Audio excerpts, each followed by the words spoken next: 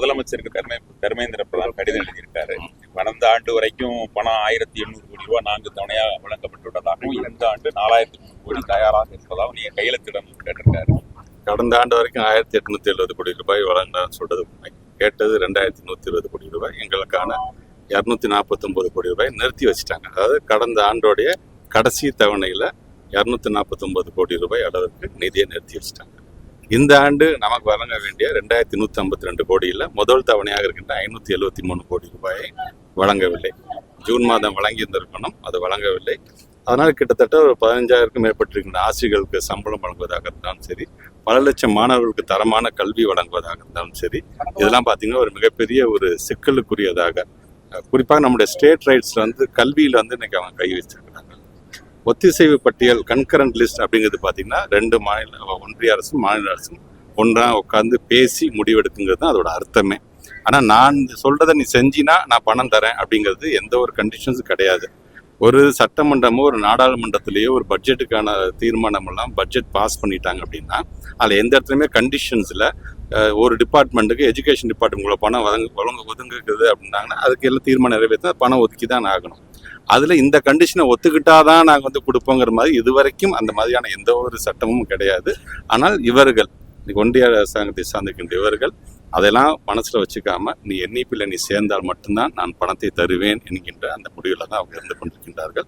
அதை தான் மாண்புமிகு தமிழ்நாட்டு முதலமைச்சர் பேசும் பொழுது இது கொள்கை சார்ந்த விவாதம். கொள்கை சார்ந்த விவாதம் என்பது ஒரு பக்கம் இருக்கட்டும், அது இருக்கும் பொழுது அதையும் இதையும் முடிச்சு போட்டு வருஷம் வருஷம் வழங்கக்கூடிய நிதியில நீங்க கை வைக்காதீங்க, இதனால் எங்களுடைய ஆசிரியர் பெருமக்களும் மாணவர்களும் பாதிக்கப்படுகிறார் என்று அழுத்தம் திருத்தமாக ஒரு கடிதத்தை எழுதிவிட்டு தான் அமெரிக்கா நாட்டுக்கே சென்றிருக்கின்றார். மீண்டும் நேற்று அவர் எழுதுகிற கடிதத்தில் என்ன சொல்றாருன்னா, என்இபில கையெழுத்து போட்டுங்க, ஏன் ஒரு 6 மாநிலம் மட்டும் கையெழுத்து போடாமல் இருக்கிறீங்க அப்படின்னு சேர்த்து தான் அவர் அந்த கேள்வியை கேட்டிருக்கிறார்.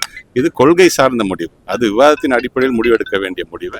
ஆனால் அவர் மீண்டும் மீண்டும் இதை வலியுறுத்துவது என்பது உள்ளபடியே வேதனைக்குரியாகத்தான். மார்ச் மாதத்துல நீங்க ஒத்துக்கிட்டதாக அந்த கடிதத்தில் குறிப்பிட்டிருக்காங்க. பிஎம்ஸ்ரீ திட்டத்தை பற்றி அவங்க பேசும்பொழுது என்ன சொன்னாங்க, நாங்கள் தரமான கல்வியை நாங்கள் வழங்க வேண்டும் என்பதற்காகத்தான் பிஎம்ஸ்ரீ ஸ்கூலுங்கிற இந்த கான்செப்டை நாங்கள் கொண்டு வரோம். இந்தியா முழுவதும் 14,500 ஸ்கூல்ஸ் நாங்கள் கொண்டு வர போகிறோம், மேம்படுத்த போகணும், எல்லா வசதியும் கொடுக்க போகிறோம் என்று சொன்னபொழுது நாங்கள் அவங்ககிட்ட சொன்னோம், பிஎம்ஸ்ரீ ஸ்கூலில் ஏற்றுக்கிறதுல பற்றி எங்களுக்கு எந்த ஒரு மாற்று கட்டுப்பாடும் கிடையாது. ஆனாலும் இதற்காக எங்களுடைய ஸ்டேட் லெவல் கமிட்டி என்று முடிவு செய்யப்பட்டு, ஏன்னா அவங்களோட ஹிடன் அஜெண்டா நமக்கு எதுவும் தெரியாது. அவங்க தரமான கல்விங்கும்போது தமிழ்நாடு அதை தான் செஞ்சுட்டு இருக்கு. தமிழ்நாடு காலங்காலமாக தரமான கல்வி தான் வழங்கி. அப்போ நாங்கள் என்ன சொன்னோம், எங்களுடைய பிரின்சிபல் செக்ரட்டரி தலைமையில் நாங்கள் ஒரு கமிட்டி அமைச்சு அந்த கமிட்டி எங்களுக்கு என்ன பரிந்துரை செய்கின்றதோ இது வேணுமா வேணாமா, ஏன்னா நீங்கள் வெறும் பிஎம்ஸ்ரீ ஸ்கூல்னு மட்டும் சொல்லலை, அதில் என்இபிங்கிறத உள்ளே கொண்டு வரீங்க அப்படிங்கும்போது அந்த கமிட்டிக்கு ரெக்கமெண்டேஷன் பேஸ் பண்ணி திருப்பி நாங்கள் அவரை சந்தித்து சொல்லும் பொழுது எங்களுக்கு இந்த என்இபி சார்ந்து எங்களுக்கு வேணாம், எங்களுக்கான நிதியை நீங்கள் வழங்க வேண்டும். ஏன்னா பிஎம்ஸ்ரீங்கிறது தனி திட்டம், சமகர சிக்ஷாங்கிறது தனி. சமகர சிக்ஷாவுக்கு ஒதுங்க வேண்டிய நிதியை பிஎம்சியை கணக்கு சொல்லி நீங்கள் நிறுத்துறது மிக மிக அது வேதனைக்குரியது. நீங்கள் அதுக்கான நிதியை நீங்கள் வழங்க வேண்டும் என்று தான் சொன்னோமே தவிர அதுக்கான லெட்டர்ஸ் எல்லாமே எங்கள்கிட்ட இருக்குது. பட் அவர் சொல்லும் பொழுது பார்த்தீங்கன்னா அவங்க ஒத்துக்கிட்டாங்களே அப்படிங்க, நாங்கள் ஒத்துக்கிட்டோம் என்று சொன்னால் நாங்கள் சொன்னது போல் எங்களுடைய கருத்துக்கள் என்று வரும்போது என்இபி எங்களை என்றைக்கும் ஏற்றுக்கொள்ள முடியாது. அதை நாங்கள் வேண்டாம் என்று சொல்லுகின்றோம். நீங்கள் சொல்கிற மாதிரி தரமான கல்வியை தந்து கொண்டு தான் நாங்கள் இருக்கின்றோம். ஆனால் எங்களுக்கு அது ஏற்புடையதில்லை. எங்களுக்கான பிஎம்சிக்கான பணத்தை நாங்கள் கேட்கல, சமகர சிக்ஷாக்கான பணத்தை எங்களுக்கு கொடுங்க தான் நாங்கள் கேட்கலாம். அடுத்த கட்ட நடவடிக்கை நம்ம என்னவா? நம்ம அன்பு தமிழ்நாட்டு முதலமைச்சர் அவருடைய கவனத்துக்கு இதை கொண்டு சென்றிருக்கோம். இந்த லெட்டர்ஸ் எல்லாமே நேற்று பேசியிருக்கோம். நாங்கள் அவர் எங்களுக்கு என்ன வழிகாட்டுகிறாரோ அதன்படி நாங்கள் எடுத்துக்கிட்டோம்.